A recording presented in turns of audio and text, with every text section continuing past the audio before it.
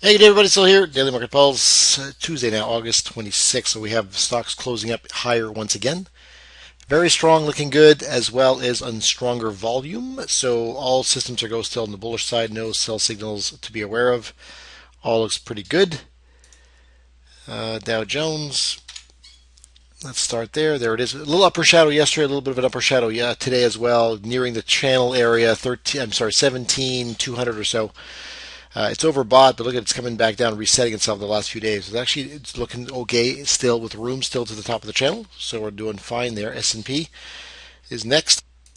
This showed a shooting star, but it's above the polarity, so there's room down to the back of the polarity to retest. 8 moving averages there as well. The 50 and 20 are both rising now. There's strength in the trends. There's move, obviously a lot of room at the top of the channel, so there's a little bit of profit taking. Not much to worry about here. Nasdaq. Remember yesterday, rising window right into the top of the channel, went a little bit higher again, so it's testing those upper regions right now. Upper Bollinger Bands are wide open. The moving averages are all rising. Support across the window below from yesterday, 45.50. Below that, 4500. And maybe this channel needs to be rearranged and reset, but right now they're strong and everything looks upside with the possibility of a little bit of a pullback for some profit taking. Breakout here on the TSX. We already knew that. It held and still a little bit higher, a little bit of an upper shadow, but that's fine for now. Support across the 8 moving average as well as 15.5 in that vicinity, so that's all good for the time being. Everything's still long and strong as well. DAX had come off the 9,000 level back into the 58 moving average. I would expect here it might be a little bit of resistance. There's a polarity. You see that gold line. The 200 is there. The 50 is declining right smack in the face, as well as the Bollinger Band. So look for maybe a pause here. Even though there's no sell signals, look for the possibility of sideways at a minimum here. If it goes through, great. If it holds above the 50, that's what you'll be looking for. Maybe the sideways occurs at 9,700. But ultimately, the target is still going to be 9,800 on the upside eventually. US dollar, Canadian dollar still going sideways across 110 with immediate support below at 109. So that's sideways still remaining.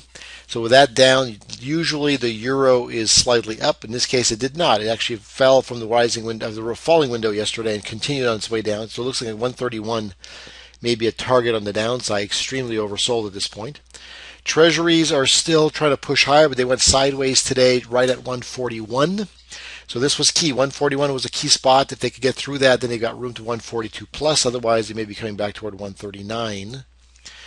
The Japanese yen has struggled. It was looking like a possible breakout and hold at support at near 97. It fell through, went all the way back to the next level of support, which was 96. And now it's holding there. Nothing earth-shattering on the upside, but looking like it's attempting at least some kind of reversal back at least toward the 8 moving average. And then maybe it'll shoot back toward 97.50 or so.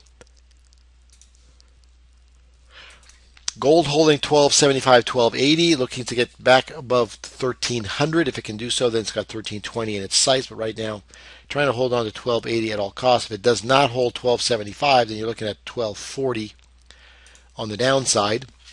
On the silver side, it was gliding along its old trend line where it broke out of, and it's right in that vicinity of 19 to 1950 support area, looking like the bulls are trying to step in with that upper shadow today, but they need to get over the 8 moving average first, because look at how many candles have closed below the 8 moving average. 3, 6, 9, 12, 15, 18, 21, you look at about 25, 26 candles now consecutively below the 8 moving average. And so this is getting kind of tight and squeezed.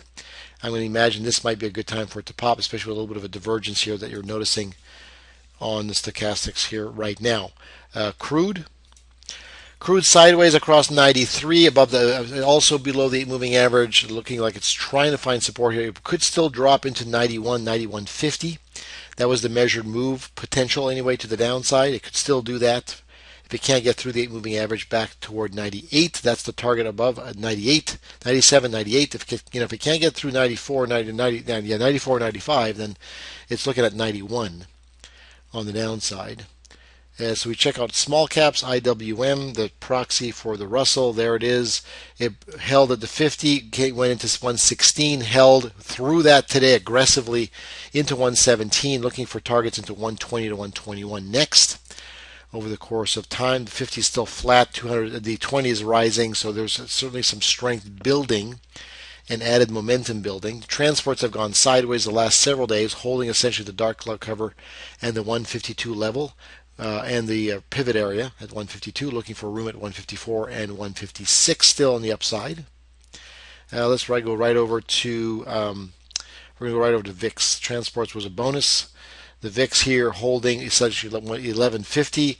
Downside next support is 1050. Otherwise, maybe up to 1350 on the upside if it finds any kind of challenge and bounce to the upside. If it bounces, then of course we're talking about how the possible pullback may occur. When that does, then of course we're looking at the VIX coming into 1350 on the upside.